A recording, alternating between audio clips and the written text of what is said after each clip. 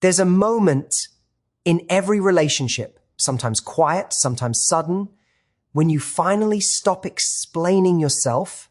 You stop trying to make someone see you, understand you, validate your emotions. You stop fighting for connection with someone who seems allergic to closeness. And that's the moment. Something shifts, not just in you, but in them too. The avoidant, the one who always pulled away, who seemed indifferent or emotionally unavailable, suddenly feels something they can't quite name. It's not anger, it's not confusion, it's loss, deep, unsettling loss. Because for the first time, they feel the absence of your effort, the warmth that used to chase them, the voice that used to soften their defenses, the patience that used to hold space for their silence. And the truth is, their heart breaks quietly, not because they lost you, but because they realized they were seen. And they ran anyway.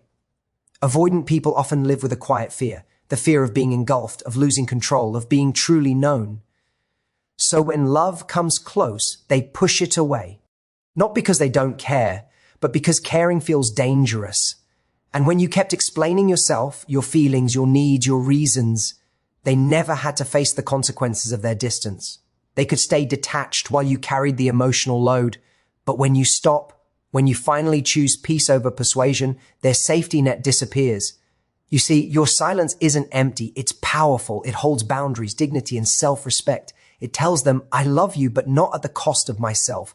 And that's a language even the most emotionally guarded person understands. They might not say it, but they feel it deeply, because for the first time, they are left alone with the echo of their choices. And that's where growth begins. In the discomfort of losing someone who tried to meet them where they were over and over again, it's not your job to teach someone how to love you.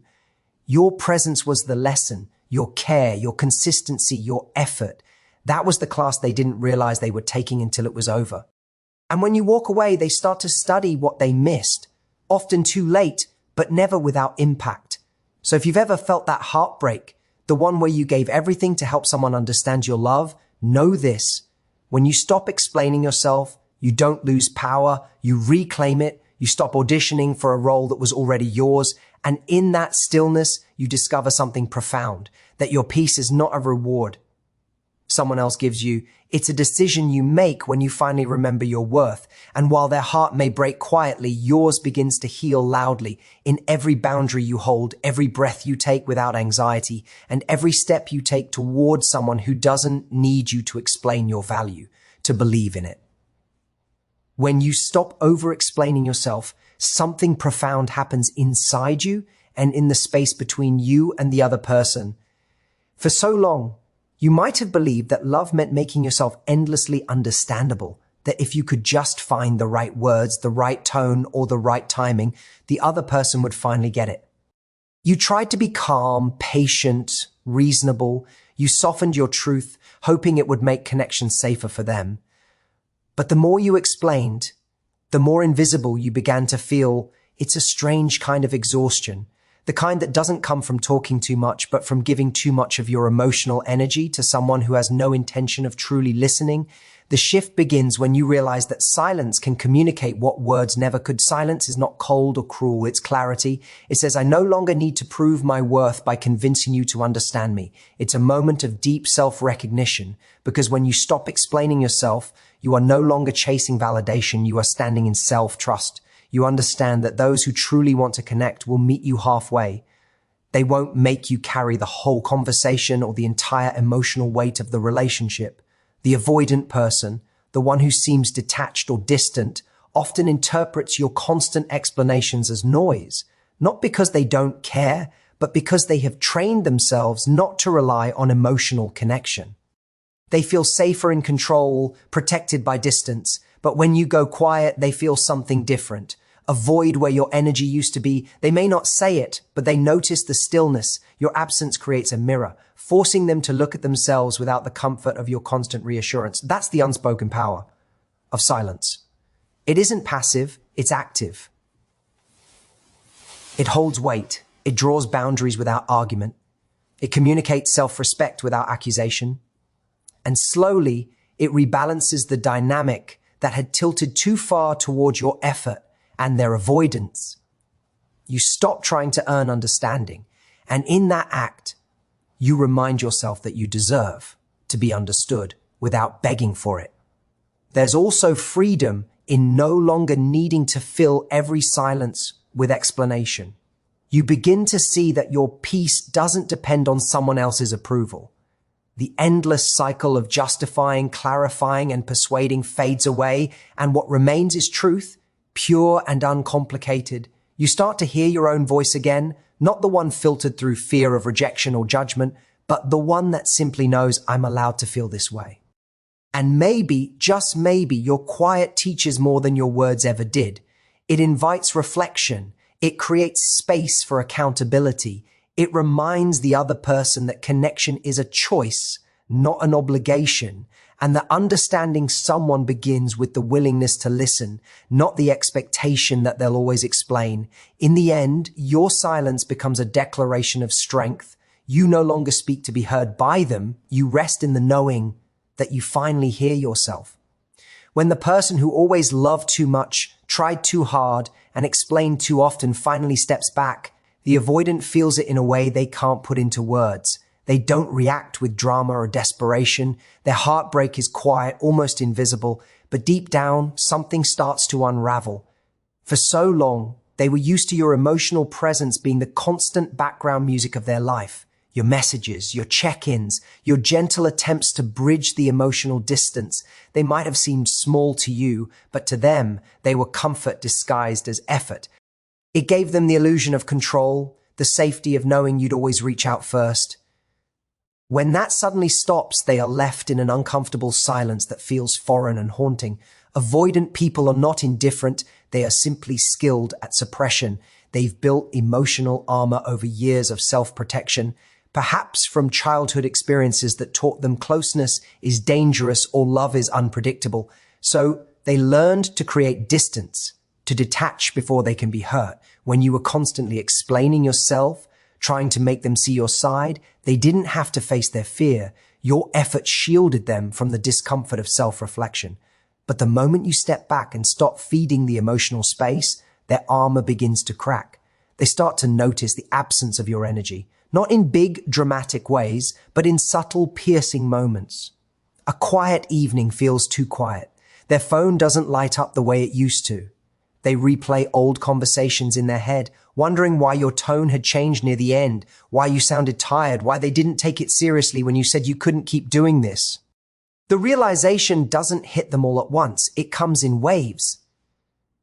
That's why their heartbreak is silent. Because it happens internally, privately, often long after you've stopped waiting for them to notice. Your withdrawal creates a mirror they can't escape without your explanations. To soften the truth, they start hearing the echo of their own avoidance. They begin to understand that your absence isn't punishment, it's consequence. It's the natural outcome of emotional neglect. You were once the bridge between their isolation and intimacy, and now that bridge has collapsed. They are forced to face the emptiness they helped build. That's where the quiet heartbreak lives. Not in missing you as a person, but in recognizing what they lost by never letting you in. In their silence, they start to feel what you once felt. The uncertainty, the longing, the ache of being unseen. But now there's no one left to explain it to them. They realize that your explanations were not demands. They were love in its purest form. An attempt to connect, and in the stillness of your absence, that truth becomes louder than any conversation you ever had. It's in that quiet realization that their heart breaks, not because you stopped loving them, but because they finally understand how much you did. There's a powerful difference between setting boundaries and building walls. Boundaries come from self-respect, while walls come from fear. When you've spent too long explaining yourself to someone who avoids emotional depth, learning to set boundaries becomes the turning point where you finally start to reclaim your energy. You stop overextending yourself to fix or heal what was never your responsibility in the first place. A boundary is not about shutting someone out. It's about deciding how much access they get to your peace, your time, and your emotional availability. It's the quiet decision to say, I love you, but I love myself too. When you set a boundary, especially with someone avoidant, It's not an act of punishment. It's an act of clarity. You're no longer trying to convince them of your worth or explain your feelings in circles. You're communicating through action instead of words. It's standing firm in what you deserve without needing to justify it. You're teaching them, not with lectures, but with absence. That connection can't survive one-sided effort. You stop rescuing them from the discomfort of accountability, and in doing so, you allow both of you to face the truth of the relationship. Boundaries are love in motion because they honor both your needs and the reality of the other person's capacity. When you keep over-explaining or accommodating an avoidant partner, you inadvertently tell them that your needs are negotiable, that they can pull away and you'll still wait with open arms. But the moment you set a line, a subtle but powerful shift occurs. They start to feel the difference between your willingness to understand and your refusal to be misunderstood. The emotional distance they once relied on for safety begins to feel isolating, not freeing. It's important to understand that your boundaries aren't for them. They're for you. They are the reminders that you don't have to chase love or beg for understanding. You can care deeply and still say, "This doesn't work for me anymore." The strength of your boundary doesn't lie in anger. It lies in calm consistency. You no longer need to react or argue. Your behavior says everything. And that's what truly unsettles the avoidant. Not your words, but your peace. Because peace in the presence of emotional chaos is powerful. It shows that you've stopped seeking permission to value yourself. Over time, you begin to notice how boundaries actually deepen your sense of love. Not just for others, but for yourself. You feel lighter, freer, more aligned. You stop carrying the emotional baggage of two people, and you realize that love isn't about losing yourself to keep someone else comfortable. It's about being whole enough to stay true, even when someone else isn't ready to meet you there. And though it may hurt at first, your boundaries become the quiet testament that you're no longer available for half-hearted love, unreciprocated effort, or emotional avoidance disguised as independence. They become your way of saying, without bitterness, I will not shrink myself to fit inside someone else's fear. You can love someone deeply and still recognize that they're not ready to receive it. That truth is one of the hardest lessons to accept, that no amount of effort, patience, or explaining can make a person emotionally available before they're willing to be. When someone fears closeness, it doesn't matter how gentle or understanding you are. Their walls aren't built against you personally. They're built to protect themselves from vulnerability. You might think that if you love them harder, if you just show them enough consistency, they'll eventually feel safe enough to open up. But what really happens is that your constant trying becomes background noise to their avoidance. They don't feel your love as comfort. They experience it as pressure. And the harder you try to make them see your heart, the further they retreat into their own. At some point, you realize that love can't be forced into awareness. You can't teach readiness. Readiness comes from within, often after someone has faced their own patterns and recognized how their fear of intimacy has cost them connection. When you keep trying to teach, you unknowingly step into the role of healer instead of partner. You start managing their emotions, protecting their triggers, and explaining your needs in ways that bend you out of shape. And the more you do, the more you lose yourself in the process. The love that was once light and effortless becomes heavy because it starts to depend on whether they finally understand what you've been saying all along. But here's what often happens when you finally stop trying to teach them. Reality sets in without your explanations. They're left to face the silence that follows. They begin to see that the emotional safety they took for granted wasn't a given. It was something you actively created. Your presence was the lesson they didn't realize they were learning. Your consistency showed them what reliability feels like. Your patience showed them what emotional maturity looks like. Your care showed them how real intimacy behaves. And when you step back, the absence of those lessons becomes impossible to ignore. That's when growth begins. But it's not your responsibility to wait for it. You deserve a love that doesn't require you to be someone's emotional educator. You deserve a partner who meets you with curiosity, who listens without defensiveness, and who wants to understand without needing you to translate every feeling into something palatable. The truth is, when you stop trying to teach someone how to love you, you're not giving up on love. You're creating space for it to exist in its pure form. You're choosing to believe that real connection doesn't require endless explanations. It requires mutual effort and emotional readiness. And sometimes walking away is the most loving thing you can do for them and for yourself, because it gives both of you the chance to grow into the people you were always meant to be without trying to fix each other along the way. Healing doesn't begin the moment someone apologizes or finally understands what they put you through. Healing begins when you stop waiting for them to. It starts the moment you stop trying to rewrite the story in your mind, stop rehearsing what you could have said differently, and instead choose peace. Not the fragile kind that depends on their validation, but the kind that comes from reclaiming your own power. For a long time, you might have tied your sense of closure to their acknowledgement, believing that if they just saw your pain, if they just realized your worth, it would somehow make things right. But true healing is quieter than that. It's not about proving a point. It's about no longer needing to. When you've loved someone who avoids emotional closeness, your heart gets trained to fight for understanding. You internalize the idea that love is something you have to earn through explanation and patience. But healing means unlearning that belief. It means reminding yourself that your feelings were never too much, they were just too real for someone who wasn't ready to meet them. Reclaiming your power looks like no longer editing your emotions to fit inside someone else's comfort zone. It's the moment you realize that your peace isn't a prize they can give or take. It's your own decision to stop chasing what's already hurting you. When you stop trying to be understood by someone who isn't capable of empathy at the moment, something beautiful happens.